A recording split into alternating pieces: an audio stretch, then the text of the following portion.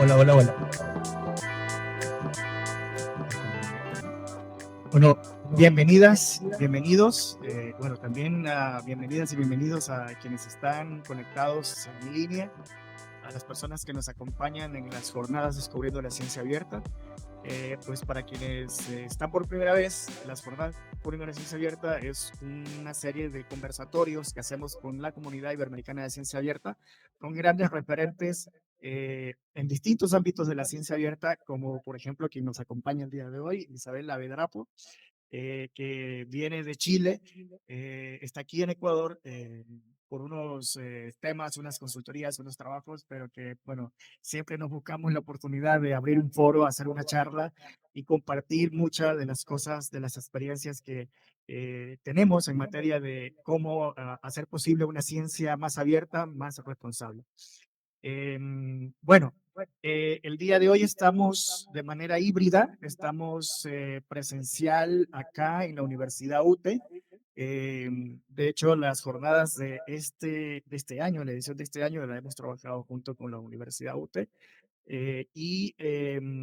Bueno, pues estamos aquí en un auditorio muy bonito con unos invitados acá también de manera presencial. Esta, bueno, de las 10 sesiones que hemos tenido, esta es la primera que la hemos hecho así de manera híbrida. Aprovechando que la tenemos acá a Isabel para hablarnos sobre un tema importantísimo. Entonces, para quienes no la conocen, Isabel, pues la comunidad iberoamericana de ciencia abierta sí le conoce, pero pues, ¿qué les puedo contar? Eh, Voy a tratar de ser breve para que no se nos vaya la hora solo contándoles sobre Isabel. Ella es bibliotecaria, documentalista, máster en sistemas de información y data science, y tiene una larga experiencia en materias de bibliotecas universitarias, alfabetización informacional y gestión de información científica. Además que ha participado en proyectos que integran ciencia abierta y evaluación de impacto de publicaciones y asesora pues, a editores, académicos y organizaciones en la adopción de buenas prácticas para fomentar la equidad, la colaboración y el acceso al conocimiento. Entonces, tiene mucho que contarnos en esta materia, pues y la charla de hoy está un poco dedicada a lo que hemos estado trabajando últimamente, que es el tema de los metadatos. Entonces, bienvenida a Isabel, pues y les dejo para que comparta esta interesante charla. Gracias por estar acá. Bueno, muchas gracias a ti, Francisco, y al equipo de Open Lab y a la universidad, por supuesto, por este espacio. Bueno, lo que vamos a explorar hoy es algo que muchas veces pasa un poco desapercibido en los temas de evaluación de la investigación, que son los metadatos.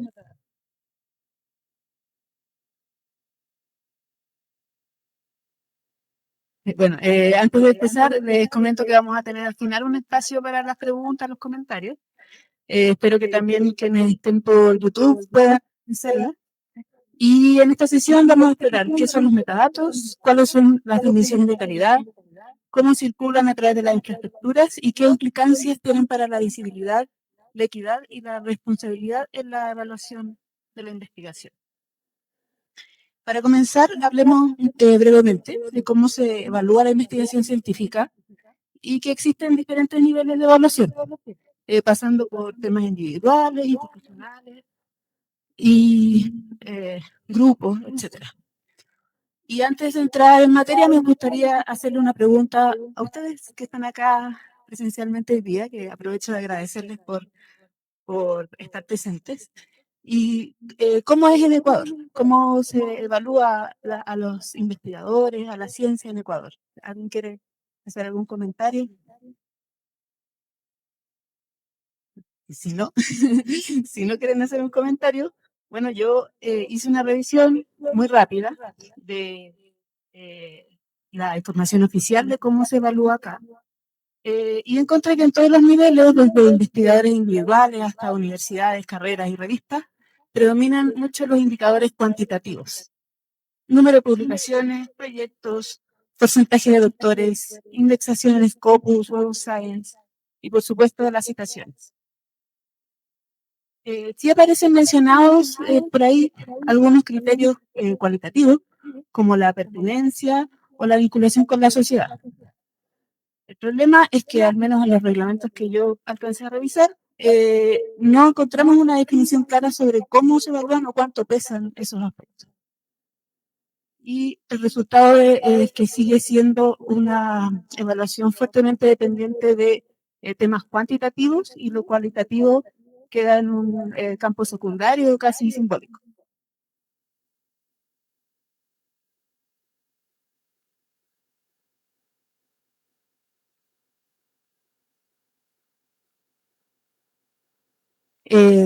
Bueno, cuando hablamos de evaluación, no siempre nos referimos a lo mismo. Acá vemos una tabla donde puede ser evaluación académica de una persona, de su docencia, de su investigación, de su extensión. Puede ser la evaluación de proyectos y publicaciones, la evaluación de instituciones o disciplinas, o incluso la metaevaluación que revisa los propios sistemas de evaluación. Y cada vez también hablamos más de evaluación responsable, que es un término que va surgiendo tanto, bueno, primero desde el norte global y luego acá en el sur también.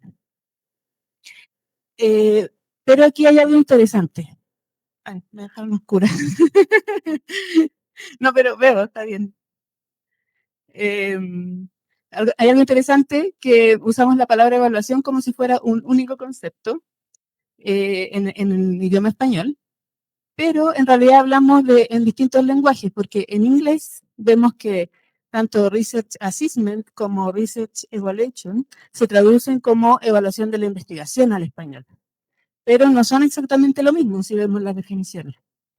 Y algo parecido es un ejemplo lo que pasa con el concepto de software libre. En inglés es free software y significa dos cosas al mismo tiempo.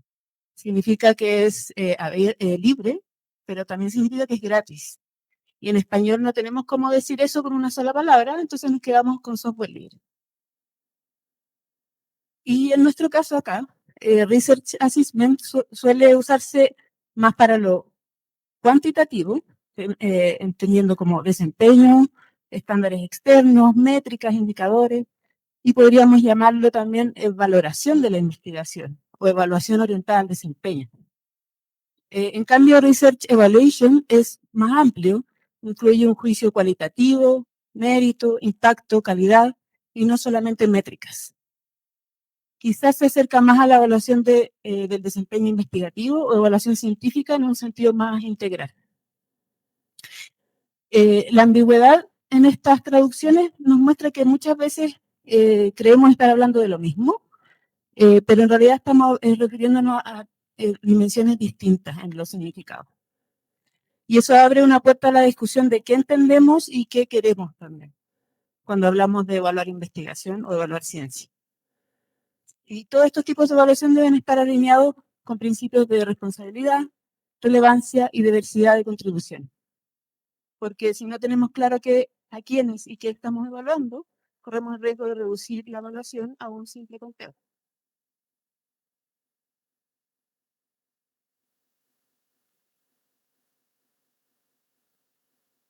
En este sentido, más allá de los tipos o niveles de evaluación, es importante preguntarnos, como decía, a quiénes y qué estamos evaluando realmente. Muchas veces reducimos la evaluación a contar papers o artículos científicos, proyectos también, o citas, o ver un factor de impacto o un índice H, como si fueran eso es una foto objetiva de lo que es la investigación, pero esa foto nunca nos va a mostrar todo lo que hace una persona o lo que hace una institución. Y en realidad en la evaluación participan múltiples actores: estudiantes, investigadores, universidades, financiadores, gobiernos, evaluadores y también la sociedad y las comunidades.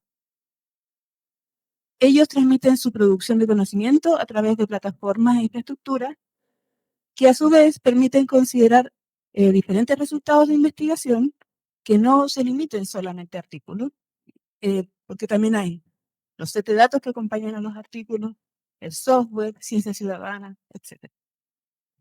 Entonces, a los números anuales de publicaciones o un par de indicadores bibliométricos para medir la ciencia, lo que obtenemos no es un reflejo real, sino que es una reducción que puede resultar incluso engañosa. Y para darle sentido a esta evaluación necesitamos contextos y roles. Y ese es justamente el paso que nos lleva a la siguiente diapositiva. Que es esta imagen que aparece en un artículo publicado en 2022 y nos muestra una metáfora del muro de las métricas. Este muro simboliza cómo la evaluación científica se ha construido históricamente sobre indicadores numéricos. Número de publicaciones, citas, cuartiles, índices, etc. Estos indicadores, aunque tienen cierta utilidad, tienden a reducir el valor de la investigación solo a esos elementos que son visibles y también fáciles de contar. Pero además pueden producir importantes sesgos. Sesgos de género, sesgos de edad, sesgos de etnia, etc. Porque privilegian también ciertas formas de producción y dejan en la sombra otras contribuciones que pueden ser igualmente valiosas, como la publicación de los conjuntos de datos, el desarrollo de software, la incidencia en políticas públicas, que es algo que es difícil de medir, pero que es necesario, o el trabajo colaborativo y de divulgación que se puede hacer en la ciencia. Por eso hoy día hablamos de avanzar hacia una evaluación responsable, una evaluación que reconozca esa diversidad de contribuciones y que se basa en criterios transparentes y contextualizados. Algunas iniciativas que aparecen acá donde va saliendo el sol en el dibujo, como Dora, Coara o la Declaración de Barcelona, apuntan justamente en esa dirección. Promover marcos de evaluación más justos, responsables, transparentes y alineados con la apertura y la diversidad de aportes. Aquí aparece un punto clave. Para poder evaluar con transparencia necesito saber de dónde provienen los datos con los que estoy evaluando, de dónde proviene esa información que voy a utilizar y qué transformaciones ha tenido en el camino. Es difícil que yo pueda emitir un juicio claro con antecedentes que son opacos o que son simplemente oscuros, que no sé de dónde vienen. La calidad de la evaluación entonces depende de la transparencia, de la solidez y de la trazabilidad de la información de base que estoy utilizando. Y ahí radica la función crítica de contar con metadatos de calidad. Entonces, hablemos de los metadatos. Sabemos que los metadatos son datos sobre los datos, pero esos metadatos a su vez tienen metadatos también. Para ilustrar eso, traje una foto de mi perrita. Ella se llama Blanca. Y a simple vista esto es solamente una imagen en JPG. Pero si miramos un metadato, que es la columna que está acá, la tabla que está acá, podemos ver varios campos. Título, fecha, formato, la cámara que se utilizó para sacar la foto, el tamaño que da la foto. Y ese sería un primer nivel, que son los metadatos básicos. Luego viene un segundo nivel que tiene que ver con quién lo generó. Allá estoy yo, la creadora, la dueña del teléfono, que soy Isabel, la fecha en que lo saqué, en qué idioma quedaron guardados los metadatos, en relación a la fecha, qué tipo de fecha es, quién la generó el dispositivo, en cuanto al formato, cuál es la compresión, la versión, el tipo de color que estoy usando. Y así, ¿cierto? Ella es blanca, sí, y está en el parque. Bueno, incluso también estos metadatos podrían ser contextualizados también y tendríamos un tercer nivel, porque podríamos decir si esos metadatos se crearon automáticamente o fueron editados manualmente, de qué unidad de medida estamos hablando, con qué autoridad o estándar se definieron también. Y aún podríamos ir más lejos a un cuarto nivel, que podría describir cómo evolucionan esos estándares, qué tan confiable es el sistema de registro que se está utilizando o si cumple con marcos internacionales como los principios FAIR. Y bueno, en ese cuadrito ahí abajo, no sé si lo alcanzan a leer, pero es una definición de un autor que se llama Eric Duval, que en el 2021 distinguió entre metadatos intrínsecos, que son parte del objeto, por ejemplo, el formato o la resolución, y metadatos extrínsecos, que son los que se agregan después para dar contexto. Y esos son, ejemplo, el título o el autor.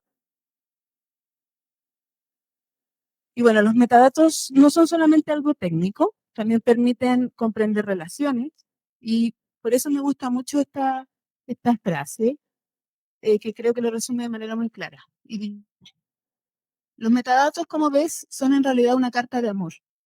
Puede que sea para ti mismo, pero en realidad es una carta de amor para la persona que viene después de ti o para la máquina que viene después de ti, donde le has ahorrado a alguien una cantidad de tiempo para poder encontrar algo al decirle qué es esa cosa. En otras palabras, los metadatos son un gesto de cuidado hacia quienes van a usar el conocimiento en el futuro. Y quiero que nos quedemos con una idea central en este punto, que los metadatos no son neutrales.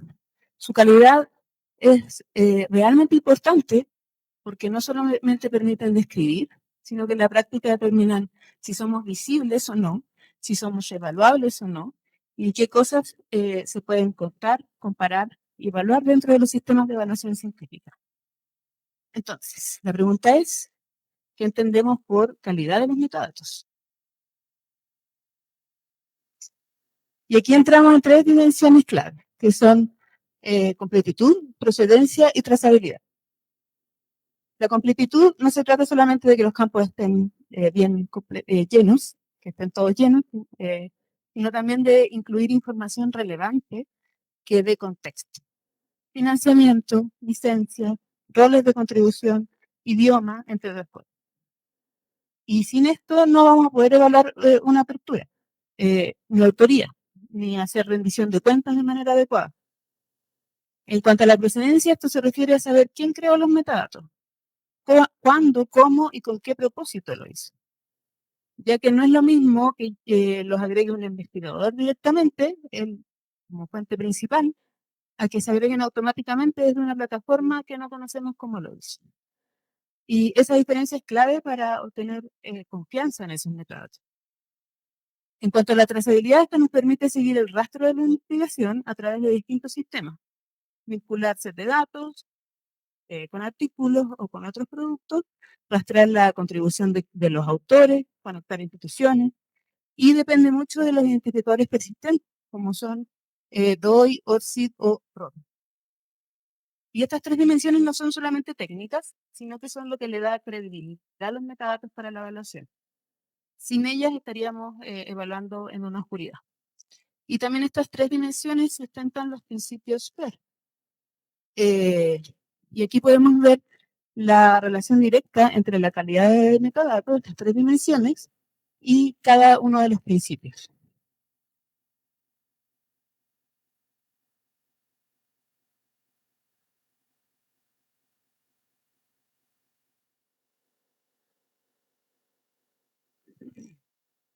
Bueno, el primer principio que es que la información sea encontrable, necesita completitud. Campos clave como identificadores, autores y afiliaciones deben estar presentes en este caso. El segundo, que es que la información, tanto los datos como los metadatos, sea accesible, requiere a la procedencia. Y ahí necesitamos contexto para interpretar y confiar en lo que accedemos. El tercero, de interoperabilidad, depende de la trazabilidad, a su vez, donde los identificadores persistentes estandarizados como DOI, ORCID y ROT juegan un papel muy importante. Y el cuarto, que es la reusabilidad de los datos y de los metadatos, exige las tres dimensiones juntas, porque para reutilizar responsablemente necesita metadatos completos, confiables y que se puedan vincular. En resumen, la calidad de los metadatos hace posible implementar FAIR. Pero aquí nos surge una pregunta clave, entonces, ¿quién asegura que esos metadatos existan y fluyan correctamente?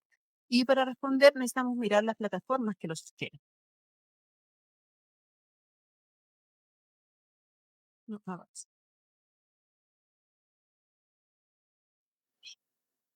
Bueno, los metadatos se extraen de diferentes fuentes de información. Junto con Ricardo Hartley estamos escribiendo un artículo donde hemos identificado tres niveles de fuentes que están definidas según su rol en el ciclo de vida de los metadatos. Están las fuentes primarias, que son donde se crean los metadatos, las fuentes secundarias, que son donde los metadatos son agregados, y las fuentes terciarias, que son donde los metadatos pueden ser analizados. Veamos ahora específicamente cada una de esas fuentes. Las primarias, como por ejemplo las revistas, los repositorios institucionales, generan metadatos originales. Describen o responden preguntas como quién, qué, cuándo y dónde. Y si aquí faltan metadatos, el error se va a heredar hacia todos los sistemas posteriores. Las fuentes secundarias son sistemas como Crossref, que generan los DOI y al crear este DOI, reciben esos datos de la revista, los validan y los estandarizan. Pero ellos no pueden corregir la información que viene directamente de la revista de la fuente primaria. Las fuentes terciarias como OpenAlex o Scopus, WOS, monitores nacionales, agregan información de fuentes secundarias principalmente y utilizan los metadatos para construir analíticas e indicadores. Como dije, si los datos de origen están defectuosos, estas distorsiones se van a trasladar hacia adelante. Por eso es importante comprender el rol de cada fuente si queremos una evaluación confiable. Para ilustrarlo mejor, veamos qué pasa con la información cuando se va distorsionando de una fuente a otra. Este es un ejemplo muy conocido, ¿cierto? De el fresco del Ecce Homo, antes y después de su intento de restauración. Y lo que comenzó con una pintura religiosa que tenía un sentido, terminó como algo totalmente distinto. Técnicamente sigue siendo el mismo objeto, porque el fresco sigue estando en la misma pared de la misma iglesia, pero nuestra percepción de él cambió por completo. No sé si ya podemos ver a la misma persona que se veía inicialmente. Lo mismo puede ocurrir con los metadatos. Cuando la información pasa de un sistema a otro, de una revista a Crossref, por ejemplo, y luego a una plataforma de descubrimiento, los errores, las omisiones y las transformaciones iniciales se pueden multiplicar. Incluso intentos bien intencionados, como probablemente fue este de enriquecer la información, pueden terminar distorsionando el significado original que tenía. Y si no sabemos de dónde vienen los metadatos ni cómo han sido modificados, corremos el riesgo de basar nuestras evaluaciones en una versión distorsionada de la realidad. Para ver esto aún con más claridad, vamos a revisar un ejemplo concreto de cómo se ve esto en una publicación. Y veamos a ver qué hace cada fuente dentro de la cadena de metadatos. La revista, que es el primer cuadro, revista académica, es una fuente primaria. Es donde se crean los metadatos, los nombres de los autores, el título, las afiliaciones. Ahí aparecen los metadatos que van a ir al DOI. Muchas veces eso se hace en plataformas como OJS o de forma manual también, llenando un formulario. Y luego Crossref, que es la fuente secundaria que recibió los datos de la revista, crea el DOI. Y ellos pueden validar, enriquecer, estandarizar, pero no van a poder corregir ningún dato que venga erróneo de antes porque no tienen cómo saberlo, básicamente. Y en tercer lugar, como fuente terciaria, puse OpenAlex, que es un descubridor, agregador de diferentes fuentes, uno de los que agrega más fuentes del mundo. Y ellos aplican algoritmos para conectar entidades, inferir vínculos faltantes y alimentar herramientas de descubrimiento y análisis. Pero todo lo que ellos producen depende de la calidad de los metadatos iniciales siempre. Y en la siguiente vamos a ver un ejemplo real de cómo cambia esa representación.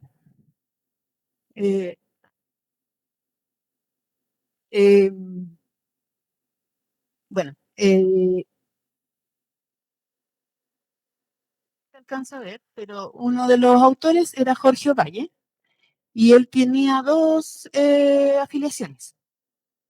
Lo primero que está arriba es el HTML de la revista y lo de abajo es el PDF.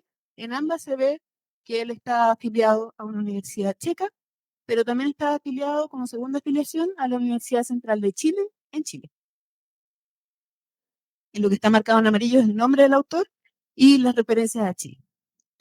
En la fuente secundaria, en el caso de Crossref, si uno va a ver los metadatos, este es el esquema, una parte de todo el esquema de metadatos que tiene Crossref, y acá vemos el autor, este autor, porque eran varios autores. Jorge Ovalle, el primer nombre, segundo nombre, es un autor adicional, y la afiliación no se nota, pero está en 0. Entonces no hay ningún metadato asociado a afiliación. Y finalmente en OpenAlex, lo que ocurre es que ellos trataron de completar información y completaron solamente lo que pudieron, que es lo de la Universidad Checa, que está marcado acá. Pero no hay ninguna referencia acá a la Universidad Central de Chile. Por lo tanto, este artículo se perdió para Chile. No cuenta como artículo de Chile. ¿Y qué hicimos con esto? Porque yo trabajaba en esa universidad y tenía que contar los artículos de los autores. Y no podía preguntarle a todos los autores, a todos los investigadores, qué artículos habían publicado, sino que lo que hacía era hacer barridos y descargas de estas fuentes que agregan datos, pero también tuve que hacerlo al revés. Ir al website de cada investigador y desde ahí descargar cuáles eran sus publicaciones y comprobar, hacer como una doble comprobación. Finalmente es un trabajo mucho más largo de lo que podría ser y que si no hay una voluntad de hacerlo así, simplemente se pierde. Y el investigador después quizás cuando lo vayan a evaluar va a decir, oh, pero a mí me falta un artículo y a lo mejor ya no es momento de hacer esa apelación. Bueno, este ejemplo muestra bastante bien lo crítico que es asegurar los metadatos completos desde el inicio de la cadena. Si no, las afiliaciones y las contribuciones, sobre todo las regionales de nuestra región, pueden perderse totalmente en los sistemas de evaluación. Y ese no es un caso aislado. Quería mostrarles otro ejemplo de cómo los errores pueden llevar a estas conclusiones. Acá yo busqué por mi nombre en OpenAlex. Mi nombre completo es Isabel Avedrapo Rosen y capturó algunos artículos. Los primeros, los de abajo, son míos, pero los dos de arriba no son míos. Uno es del año 73 y el otro es del año 76. Yo todavía no había nacido. Y revisando, me fui a abrir uno de los artículos y es de una persona que se llama Ismond Rosen. Pero la revista lo guardó en los metadatos de Crossref acá como I. Rosen y no le puso ninguna afiliación.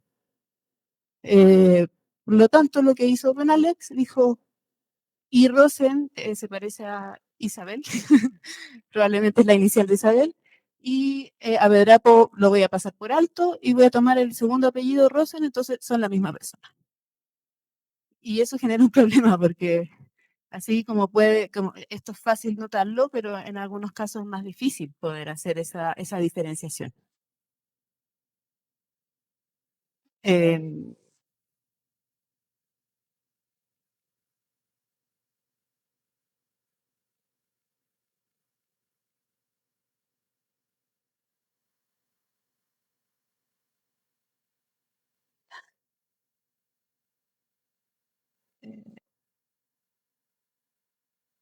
transición, entonces, me perdí un poco.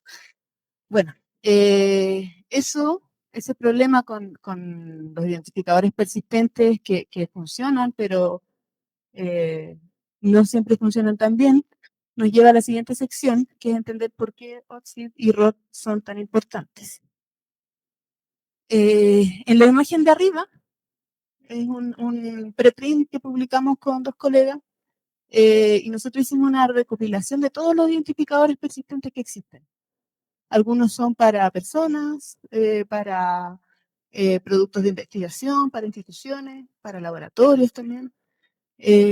Son muchos. Sin embargo, los que son críticos para la evaluación hoy son el ROR y el ORCID.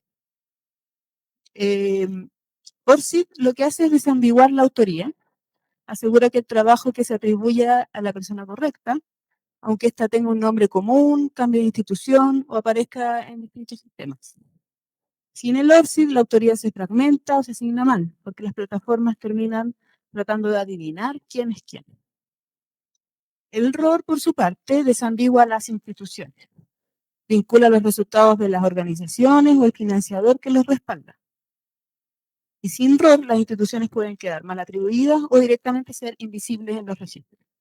Puedo tener universidades completas que sí producen información, pero que al tener un nombre mal escrito o simplemente no tener el registro, es como si no tuvieran nada a nivel internacional. Cuando faltan esos identificadores, se producen tres efectos principales, que son conteos distorsionados, lo que veíamos, publicaciones atribuidas a personas incorrectas o instituciones equivocadas, colaboraciones debilitadas, sin enlaces confiables, no vamos a poder entender cómo trabajan juntas las personas y las instituciones, y una exclusión sistémica, tanto en rankings como plataformas internacionales. Los vacíos de metadatos generan invisibilidad y afectan sobre todo a países del sur global. ORCID y ROR no son solo herramientas técnicas, ayudan a comprender la producción científica de individuos e instituciones, permiten cumplir con el reconocimiento y visibilidad y son muy, muy relevantes para una evaluación integral. Hasta ahora vimos la importancia de estos identificadores para dar contexto, pero la evaluación de investigación no ocurre en el vacío. Involucra a múltiples actores, resultados y prácticas. Debemos preguntarnos, ¿quiénes participan y qué es lo que realmente evaluamos? No solo son individuos, sino que también son organizaciones, proyectos y comunidades. No solamente son artículos, sino también son set de datos, software, actividades de divulgación, prácticas de ciencia ciudadana. Y además debemos considerar cómo interactúan esos actores entre sí, qué relaciones establecen, qué responsabilidades asumen y cómo se generan los incentivos o estímulos para la producción. Aquí en esta imagen de la Universidad de Utrecht, de Países Bajos, podemos ver bien el contraste entre lo que era el pasado, centrado bastante en un desempeño individual, y por otro lado, un futuro conectado a trayectorias diversas y colectivas.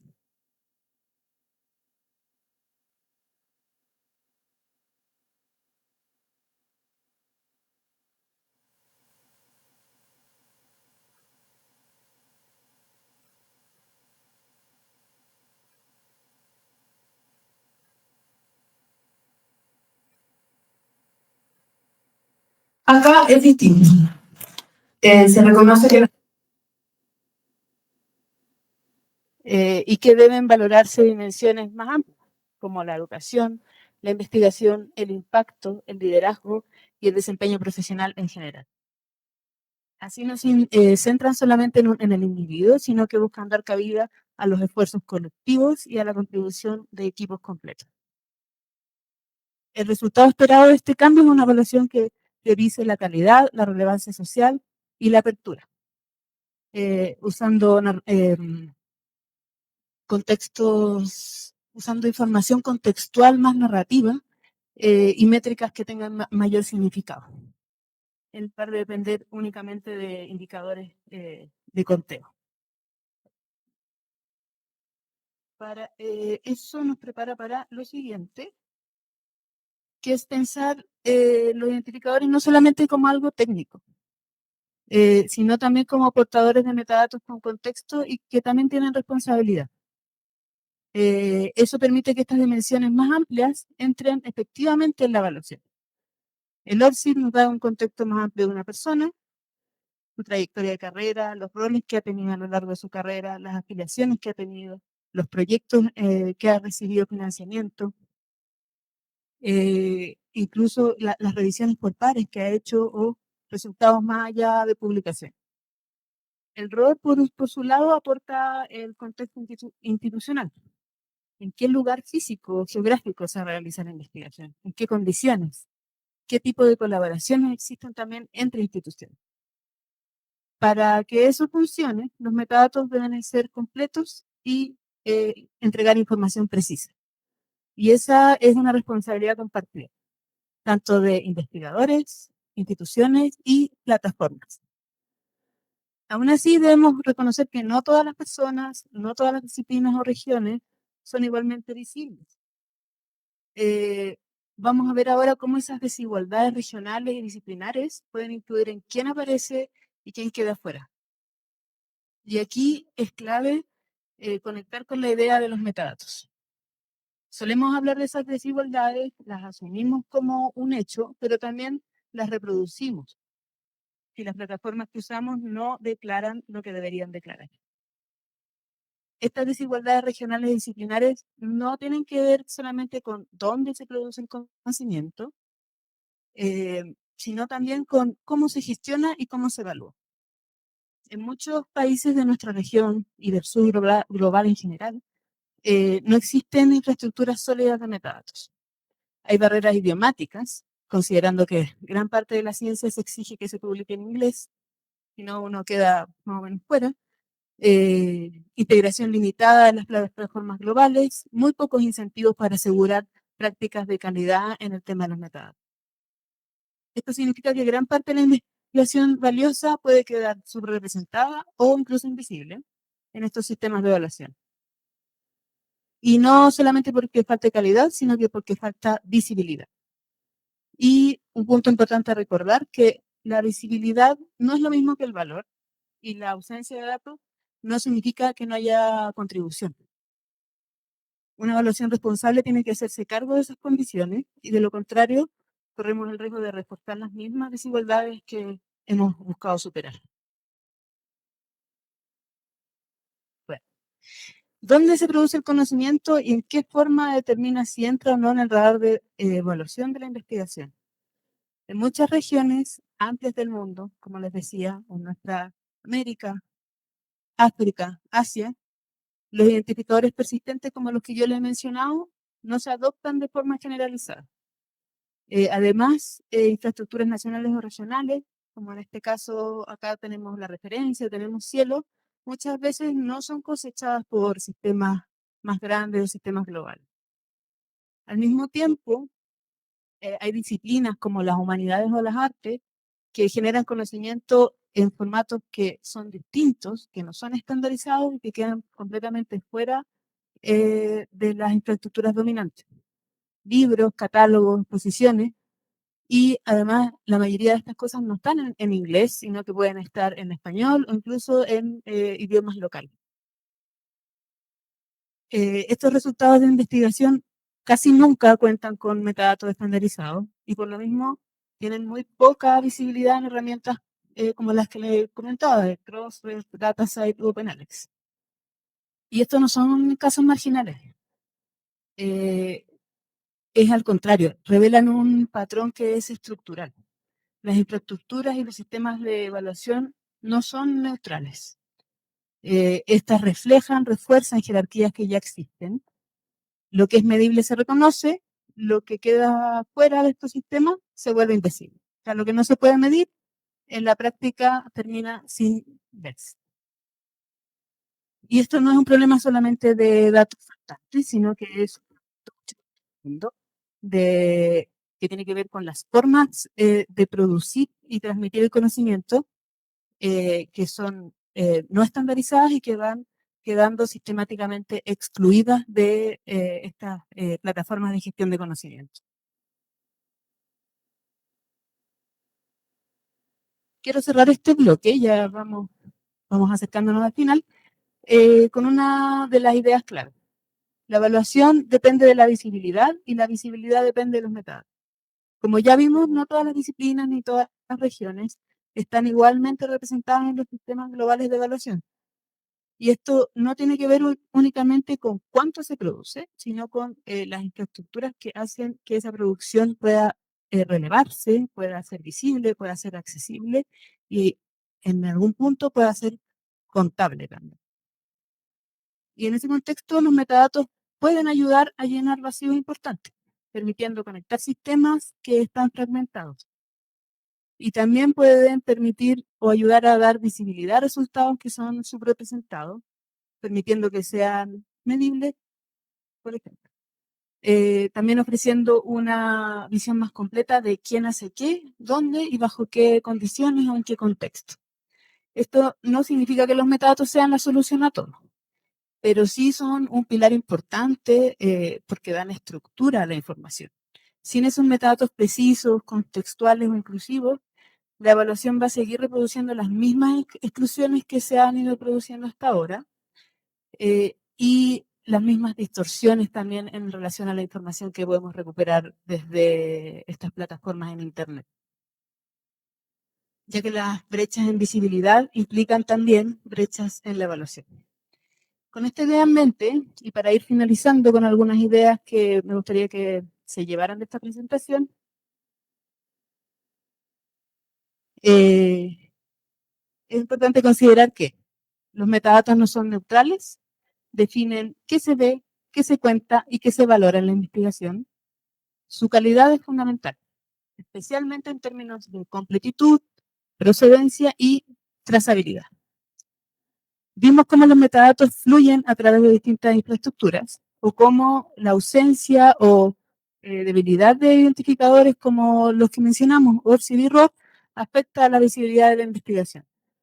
También revisamos cómo las desigualdades regionales y disciplinares se refuerzan por vacíos en metadatos de infraestructura, lo que convierte a la evaluación responsable en un desafío no solo técnico, sino también estructural e incluso político.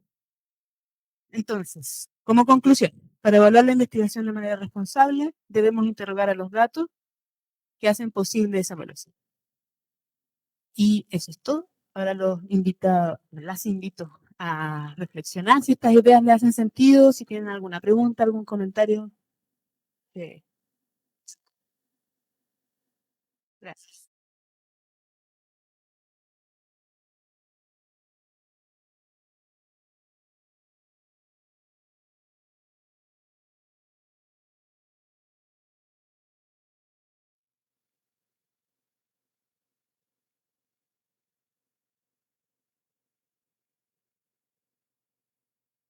Bien.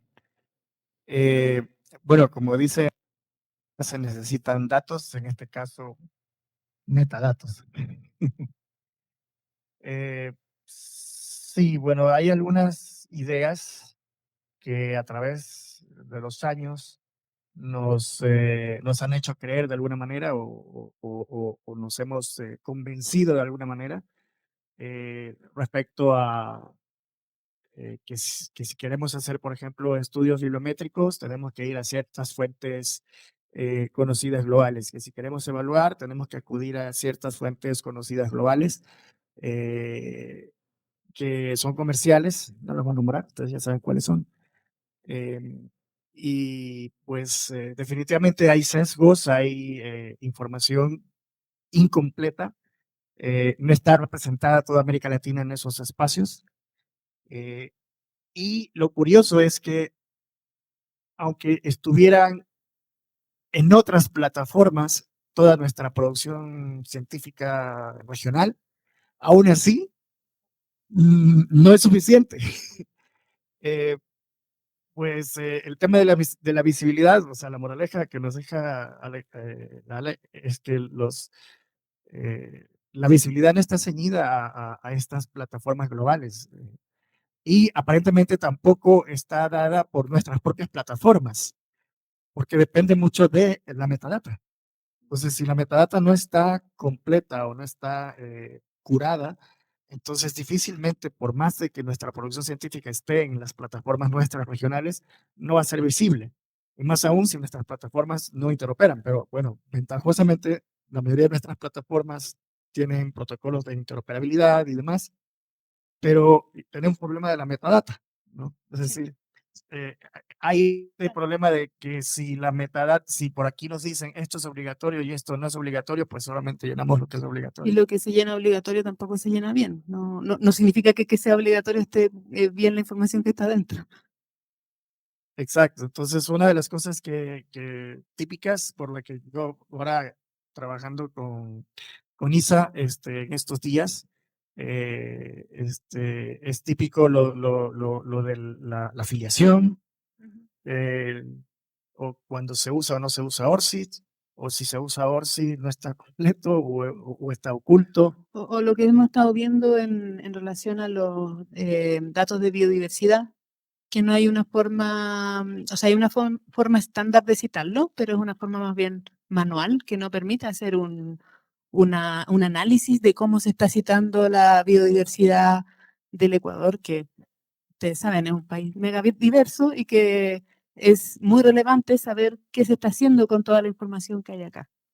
Claro, y ahí pasamos a que no solamente estamos hablando de papers, de publicaciones, sino que hablamos de otros objetos, ¿no?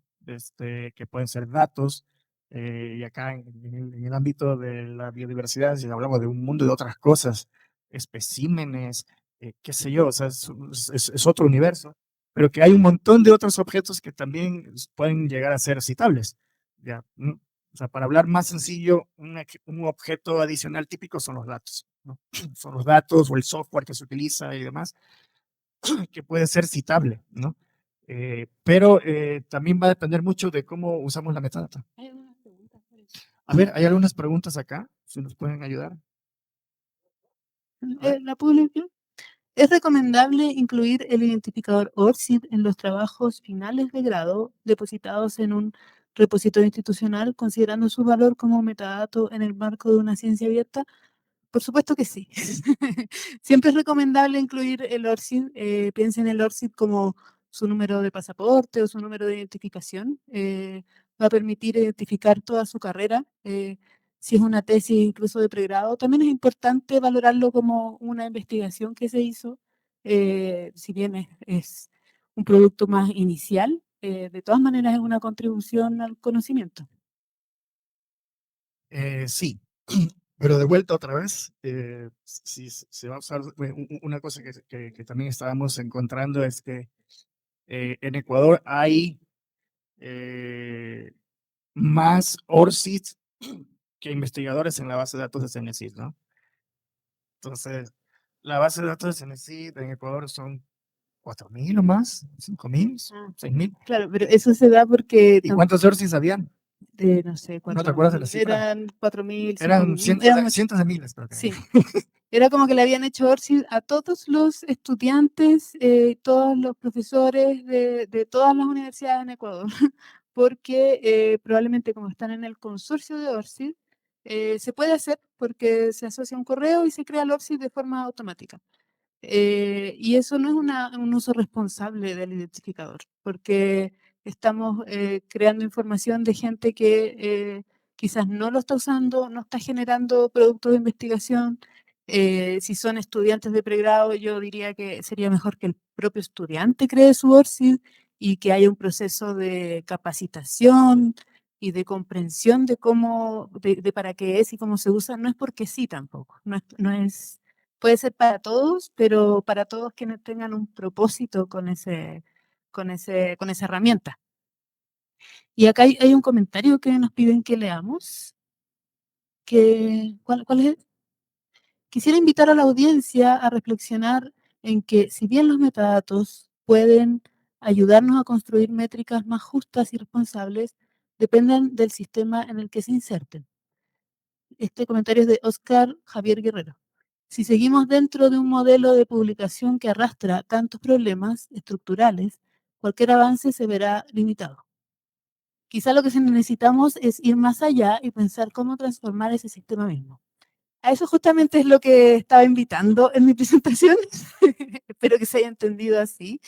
Eh, sí, yo lo mencioné, los metadatos por sí mismos no son nada, o sea, no están flotando en el aire, sino que están insertados en infraestructuras, en plataformas que toman decisiones respecto a eso, respecto a cómo los circulan, cómo los completan, qué información adicional agregan, eh, plataformas más comerciales no nos dicen cómo esos metadatos fueron creados o qué transformaciones hicieron.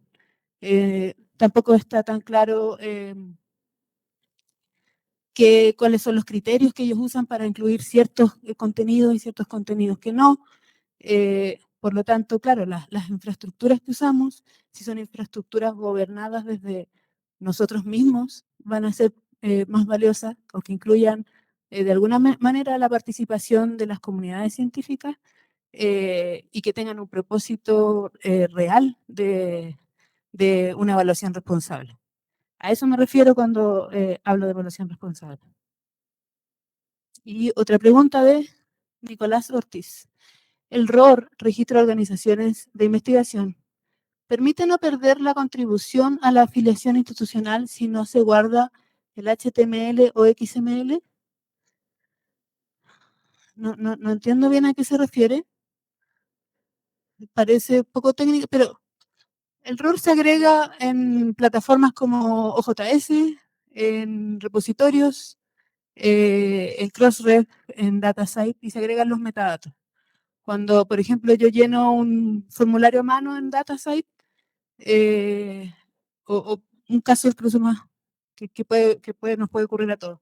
Si subo algún contenido a Zenodo, que es un repositorio abierto para todo el mundo, ahí me va a pedir ciertos campos. Cuando yo ingreso mi nombre, inmediatamente me va a preguntar cuál es mi afiliación. Y esa afiliación, si yo pongo UTE, probablemente la va a asociar a un ROR, que es el ROR de la UTE. Y yo voy a poder verificar en el momento que diga UTE, que diga el nombre completo de la universidad y que efectivamente se refiera a esta UTE y no a una UTE que existe en otro país. Esa es la importancia del ROR. Se usa tanto a nivel de usuario como a nivel ya de código o de máquinas. No sé, espero ahí haber respondido la pregunta de Nicolás.